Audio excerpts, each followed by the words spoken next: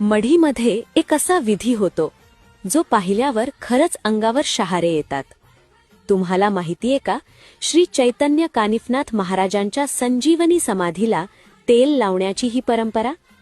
श्री क्षेत्र मढी येथे हा विधी फक्त विधी नाही, तो श्रद्धा, संयम आणि परंपरेचा साक्षीदार आहे. दुपारी नेमके 4 वाजता ग्रामस्थ आणि नाथ भक्तांच्या उपस्थितीत नाथांच्या पादुकांचा जलाभिषेक केला जातो आणि त्यानंतर शंखनाद, नगाऱ्यांचा गजर आणि आसमंत दुमदुमतो, श्री कानिफनाथ महाराज की जय. त्या जयघोषात परंपरागत पद्धतीने नाथांना तेल लावलं जातं. हा विधी म्हणजे यात्रेपूर्वीचा अत्यंत पवित्र आणि महत्त्वाचा संस्कार. तेल लागल्यानंतर गुढीपाडव्यापर्यंत मढी आणि निवडुंगे गावामध्ये कठोर व्रतबंधने पाळली जातात.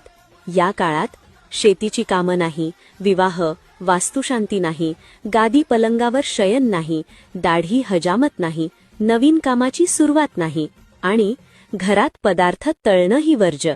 ही परंपरा आजची नाही, ती अनेक वर्षांपासून जपली जाते, जेणेकरून संपूर्ण गाव एकत्र येऊन यात्रेची तयारी करू शकेल. नाथ संप्रदायाचा आद्य स्थान, भटक्यांची पंढरी, श्री क्षेत्र मढी.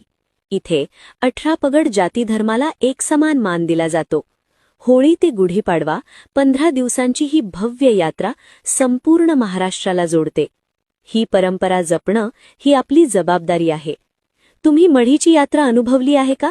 कमेंटमध्ये लिहा ओम नमो आदेश. अशीच मढीच्या परंपरेची माहिती हवी असेल तर रील सेव्ह करा, पेज फॉलो करा.